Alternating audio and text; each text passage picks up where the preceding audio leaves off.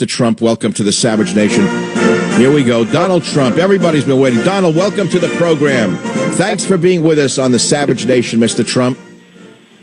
Yes, hello. Donald, thank you for being here on the Savage Nation. It's a great honor. Thank you very much, Michael. Been a long time, and I know you're in the neighborhood right now. You have a rally up tonight in Sacramento, right? I do, a big one. We're going to have a lot of people. I'm getting ready to head out.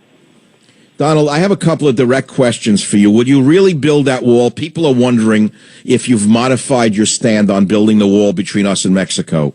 No, I haven't. You need it. You know, I just was endorsed 2 weeks ago by the Border Patrol and 16,500 people.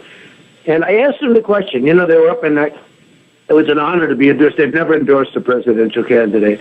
And I asked them the question. I said, let me ask you folks, and these are the people that really know better than anybody, how important is the wall? They said, very important, Mr. Trump. It's a tool. It's another tool that we use, but it maybe is the most important tool. And it's very, very important, especially in terms of drug traffic.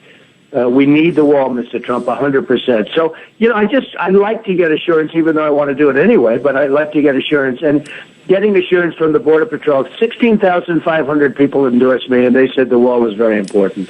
No, I agree, and they're great guys, and their hands have been tied by Obama. You know, what's interesting is since you came out with this whole program, even the Dalai Lama, a hero of the progressive left, came out yesterday and said that you cannot Arabize Europe. You're going to destroy Europe by bringing in all these Muslims from the Middle East. That's the Dalai Lama. Have you heard that, Mr. Trump? Have you seen that change? But I've heard me, and I tell you, you're going to destroy Europe. Germany's going down. They're all going down. It's unbelievable. Unbelievable what's happening in Europe. Donald Trump, would you fast track the Keystone Oil pipeline via executive order? America really wants it and needs it. I will fast track it. It's going to be done quickly. I do think we should make a better deal, though, because, you know, look, it's going to get done, but I think we should take a piece of it for the country. In other words, they can't do it without us. As you know, tremendous eminent domain. Remember what these guys used to say, but Trump likes eminent domain. But, you know, you wouldn't build 10 feet of the Keystone Pipeline, as an example, without eminent domain. You need it. But because we're using our powers and because without our country they can't do it, I think we should get like 25% of the profits going to the American people, in addition to getting it done. So let them pay a percentage of the profit to the American, reduce taxes, in other words. You're talking about the oil's coming from the Alberta tar sands going to our refinery. So you're saying take the profits from whom, Mr. Trump? The people that have the pipeline, that own the pipeline. I see. The people that... Well, look, I'm bringing up obscure points, but look, what would your first priority be as president? You must have organized your priorities. What's your number one item? Number one would be knock out some of the executive orders from Obama, and especially the executive order on the border, which, as you know, is now all tied up in litigation. Yes. Where everybody can just come into the country like we don't have a border. That would be one of the first things. And lots of economic development jobs. I'd want to start Keystone right away. I'd want to start various other things right away. We need jobs. Other things is I'd contact countries and I'd say, folks, we love protecting you. We want to continue to protect you, but they're not living up to their bargain. You know, you're talking about billions and billions of dollars, Michael, numbers that you wouldn't even believe. But they're not living up to their bargain. And, you know, we cannot continue to be the policeman for the world. Now, I don't mind, but they have to pay. They have to pay. If you look at the NATO countries, they're not, 28 countries, they're not living up to what they're supposed to be living up to. They're not paying what they're supposed to be paying, which is very little, by the way. So what are we supposed to get into World War III over a country that doesn't respect us enough to even pay what they're supposed to be paying? So I get out of that too, Michael. We will become a very strong country again. Donald, there's an article today that's so shocking. A baby born in the United States in New Jersey to a Honduran mom with Zika was born with a birth defect in Newark. They flew her in knowing the mother was infected with Zika. She went to Newark, New Jersey, delivered the baby. The poor baby has a birth defect. How can a country survive with a president who brings in diseased immigrants? This is not about compassion. You have to have compassion for the healthy population. Why is he doing this, Mr. Trump? Well, is this a family that's now going to stay in the United States, I guess, right? They're not going to go back. Are they not going back to Honduras? I guess they're using the whole family reunification program. And that brings us to the issue of what are we going to do with a system that is set up to fail like this. And I hope that you do build a wall, meaning I know you want to, but God knows you're going to hit opposition. I had a caller in the last hour who said, oh, I like Donald Trump on many issues, but I won't vote for him because he's so gruff. I said, well, take a look at what nice guys have gotten us. They've run all over us. They've made us into fools. We need someone who's tough, who knows how to negotiate with China and with Mexico, with South Korea and other places. Maybe I made some sense on that point, but I'm in favor of the tough approach in negotiation because nothing else seems to work, and I think you know that. It doesn't work, Michael, and unless we're going to get smart, it's not even tough. We have to get smart, and we're being so stupid as what's going on. You look at our trade policies with China and with all these countries, we can't go on like this. We're losing a trade deficit with China, $505 billion a year. I mean, we can't go on like this. How is a country going to survive even like this? We're losing our jobs. Mexico's taking everything. Mexico's taking everything out, and they're taking our businesses, and China's taking our jobs. They're taking our money. They're devaluing their currency, and they're making it impossible for our businesses to compete with their businesses. And we can't go on like this. No, I'm not a gruff person. Hey, I went to an Ivy League school. I did very nicely. I'm not gruff. All right, maybe they were talking about me. Maybe they were talking about me, but you're not going to make me your number one trade negotiator because I'm not looking for the job. Yes, you went to the Ivy League and I went to Queens College. I understand. Donald, another quick question that's so important to the audience, which is not only the wall, but it's Hillary Clinton. Who would you rather face, Hillary or Bernie? Well, I think in terms of winning, I think it's about the same. He's got a little more of a movement. I think that, she's been around a long time, but, she's done a lot of bad things. I think that in terms of winning, I think that really it's going to be similar. I think once you expose him for what he is, it won't be hard beating him. But I think that I would probably prefer running against Hillary because I'd love to beat her. I think that beating her, she's made so many mistakes. Her judgment is so bad. You look at just what Bernie said about her. Bernie Sanders said she's got bad judgment. He actually said she's not qualified to run because her judgment is so bad.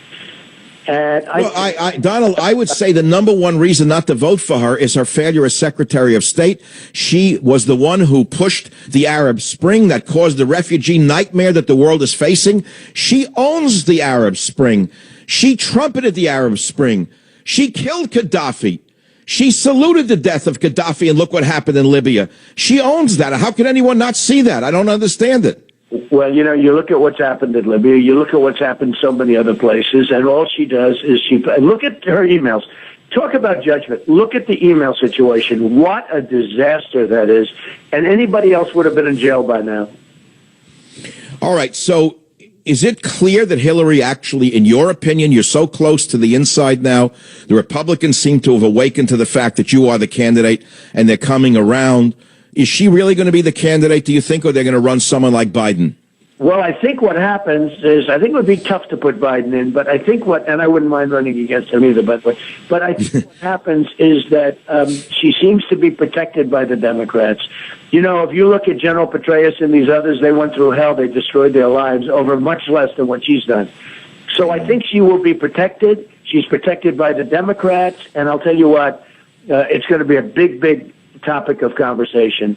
Big topic. Well, she owns the press, Donald, as you well know. You're the only one who has the nerve to attack them. I've said over and over on this show, they are the reason America's in the trouble that it's in. They have enabled these criminal acts to go on. They've attacked anyone who actually stands up for America. They seem to sneer at anyone who wants to make America win again.